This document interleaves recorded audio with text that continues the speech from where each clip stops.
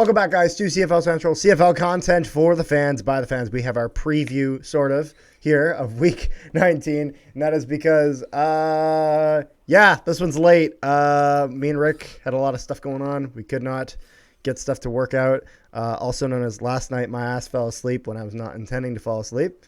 And Rick was like, what the hell, man? Where were you? We needed to record. And I was like, son of a bitch, sorry, shit.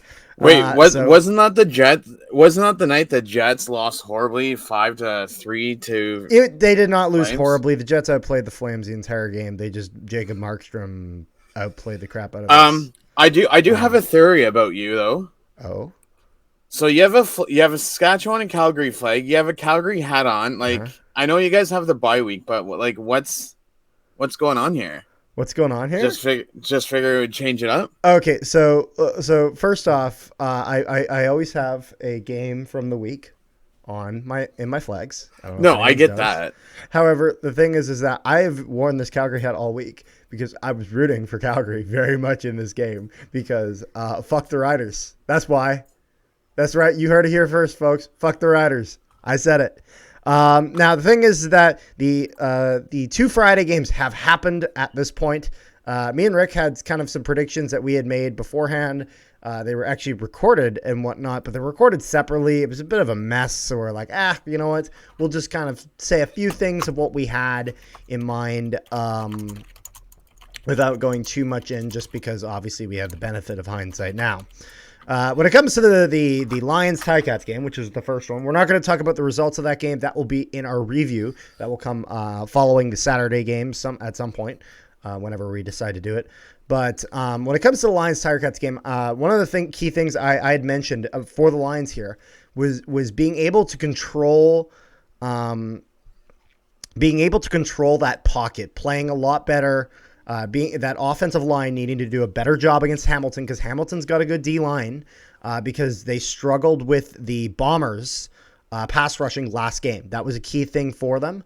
A key thing for them was to not be saying racial slurs into the camera. I mean, the key thing for the BC Lions was going to be playing a good game offensively, but more importantly, a good game defensively, and trying to pull on the strings, take advantage of Bo Levi Mitchell's weaknesses that he had.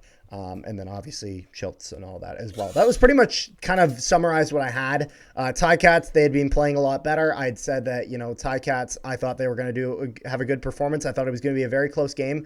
I was really, really on the fence of who to pick for this game. I actually did end up taking BC narrowly, and that's actually kind of what happened. So whether you believe me or not, I promise you, dead ass, being completely honest as possible. Rick, what were your predictions before the game? Just real quick, you know what I mean? So just two key things to point out here. This game, Sean Thomas Erlington and Omar Bayless were out. Mayala and Walker would be making their debuts this week. How they're used, I don't know. We will have to wait for the review to find out how well they did. I honestly, you know me, I will not go against my Cats, and I did take your Ticats, my Cats. Nope. True fan through and through. It's funny. I don't think necessarily that means you're less of a true fan if you don't take them one week. For example, my team starts playing like shit and I don't think they're going to win. I'll flat out say it. I will flat out say it. I'm a true blue Bomber fan, as they say at the games. But the fact of the matter is that, I think the Ticats had a very, very good chance at winning this game. It was very possible, Adam Bighill had a very nice tweet about being a situational player and alluding to the fact that a certain Hamilton Tiger Cats player forgot to let the clock run out before he tackled the Lions player, which I thought that was a funny joke. But then we get into the next game, and trust me, I can't wait for the review because this Saskatchewan-Calgary game was just as much of a mess I thought it was going to be. Holy shit, this was such a confusing thing of absolute greatness and hot steaming garbage. And so, it's exactly what I expected. The two teams fighting for a playoff spot, and neither of them deserve it. But what I had going into this game was it's funny. I had Calgary winning. And I know maybe the coincidence. The game's already happened, so of course he's going to take. No, hey, I have video proof. I have video proof. I had Calgary winning because Saskatchewan has been sliding week after week after week. Calgary had a bye week. They had everything. They had everything going for them. And so the thing is that, like, I just didn't, and I said a big problem for the Saskatchewan Roughriders, and they need to make sure they would stay away from this. They wouldn't. Is turning the ball over, ladies and gentlemen. They they did it so much in that game against Hamilton last week. And so I said that would be a very, very important thing for them going into this game. And so there's a lot of fun stuff to this game, but that's pretty much all I have for it without getting into all the fun stuff, which we will get into with the review. So I also picked Calgary, and I have video proof that I did pick Calgary. Here's my thing, though. The thing that made me pick Calgary is Jake Dolegala. If you look at his last couple of games, he has not thrown many touchdowns. Nope. And if Saskatchewan were to win this game, they would have to depend on Jamal Morrow. And the thing is that the strength of the Calgary Stampeders, their D-line has done solid. For all the problems that Saskatchewan has had, their D-line has done well, and I predicted that they caused some problems, and, well, here we are. But that's pretty much what we got here for the Friday games, just briefly going through that. But the Saturday games, we got the Montreal Alouettes and the Edmonton Elks. I'm excited about these ones because now there's no benefit of hindsight. There's nothing. We're going in blind, which I love. Montreal Alouettes, strong performance last week. I know they just played the Ottawa Redblacks, but, I mean, we've seen teams fighting for a playoff spot like the Saskatchewan Roughriders, and I don't mean fighting. I mean briskly, slowly walking with knees clicking towards that playoff spot. But the Montreal Alouettes played the Redblacks, just completely stopped them. They did exactly what you should do to the Redblacks, is win and don't win close. And so they did that. They're going to be playing against Edmonton this week in Edmonton in Commonwealth Stadium there. Edmonton Elks, they've been able to show some fight, and there has been a little bit of troubles with Trey Ford. It's one of those things where it's just simply like this Edmonton team, there's not much to motivate them and keep them going anymore, in the sense of like what Edmonton needs more than anything is a fresh set. They need a fresh record, 0-0-0, 2024. That's what the Edmonton Elks are looking to. Try to build try to work on certain things that you can carry over into next season, because at that point, that's all you're looking for this game. Montreal Alouettes, beforehand, obviously looking for that win to secure that second spot in the East. Now, with the results of the Friday game, we know that doesn't really matter anymore, and so they now have that. But the thing is that, so overall, this game doesn't really mean a whole lot to either or.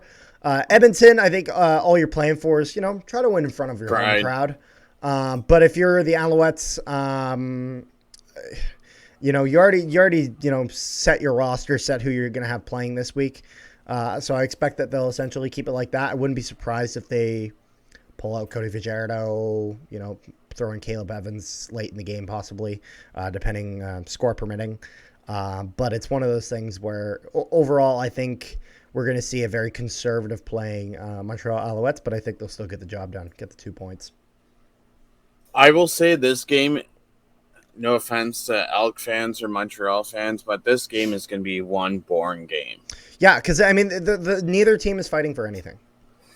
No, it's not that. It's Fajardo does not throw touchdowns. He'll get passing yards. He won't throw touchdowns because they always get rushing touchdowns, not passing touchdowns.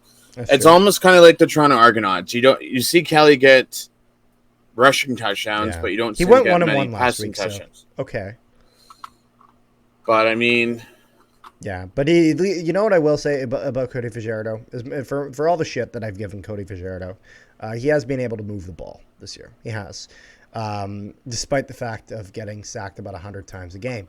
And so, but overall, it is what it is. Yeah, I got the Alouettes. Who you got for this one? Maybe the Elks put on a home crowd. I don't Okay, know. no. So because I had recorded this earlier and I had sent you the file, Yep. I ultimately did take Edmonton in this one because this was before the Hamilton game, and I was kind of hoping that That the Edmonton would Alouettes beat. would still be playing for something. Yeah, No, that's fair. so that's why I took Edmonton. Yeah, But this, I took the Alouettes both times. But I mean, yeah, that's fair. But yeah, we got one more game this weekend. So we got the Ottawa Redblacks versus the Toronto Argonauts on the Saturday. Another battle of two teams playing for nothing. The only difference being that one team has nothing and the other team has something. And so the simple fact of the matter is that Red Blacks are going to be playing all their starters for the most part, playing vast majority of their roster. Toronto Argonauts, they're going to be sitting a lot of guys, and I think Toronto Argonauts are going to win either way. You know, Cameron Dukes, he's actually had some pretty solid performances, actually, not going to lie. These past little bit, put up a good performance against the Bombers despite losing that one, and has had some good performances. So overall, I expect that Cameron Dukes will play most of this game. However, I think even with Cameron Dukes, I think they still make it past the Red Blacks. Just the Red Blacks, so the Red Blacks, in my opinion, they look like they've lost all motivation, sadly, and it's sad to see, but it's not looking great there. And the Red Blacks, like the Elks, got to start looking towards next season, and they got to look towards fixing some of the problems on that roster. So AJ Ouellette's not playing this game. No surprise. Yeah. Jamal Peters, Cam Phillips, they're both still injured. Jordan Williams is out. Yep. Haggerty, the punter's out, so Boris Beatty will be doing kicking and punting. And pretty much Chad Kelly's going to be starting, but it all depends on how much he starts. As much as I like to say that because we're hosting the Grey Cup, I'm honestly just looking forward to the offseason now just because I'm curious to see what happens in the offseason with so many teams being blown up in the offseason. But, I mean, it wouldn't surprise me if Saskatchewan has a new quarterback core. Ottawa has a new quarterback core. New coaches everywhere. Corey Mace got re-signed by Toronto today. So, I mean, unless some team still offers them a head coaching position somewhere, takes over that contract. I see. But so, I took Toronto in this one. Yeah, Toronto. Same here. Yeah, I don't get down to nitty gritty. Like I understand Toronto is not trying, but lose to Ottawa, not that level of not trying. So, what would be even more interesting if Toronto did lose to Ottawa, and if something bad were to happen to a certain individual, I'm not naming names because people will just say I'm a homer, and I always say this about this player. But really? If something were to happen to a certain quarterback over the next 2 weeks, I don't think he plays. Oh, they have him down as starting. Like he'll probably play like a quarter. Okay. But I mean, if you, I don't want to give it away until the review, but if you watch tonight's BC game, this is why it's critical that you watch what happens to your starting quarterback, and that's all I'm gonna say. Yeah, that's why I don't even think they should be starting Chad Kelly, but it is what it is. But yeah, I think Toronto wins either way. Overall, again, apologies to all of you for having this out definitely later than preferred. However, we'll make sure to we'll make sure to get that review out to you guys. We got some exciting stuff to talk about in that sense. We still got 2 more games until then, so still more exciting stuff yet to come. And make sure you guys like, share, and subscribe if you have not already. Comment down below what you guys thought of this week of football, what you guys are thinking of this week of football. It feels weird to say that in the same video, considering that it's a preview, but it is what it is, and we're just going to have to deal with that. But make sure you guys, like, share, and subscribe if you're not already. Join the Prairie Puck Podcast Discord.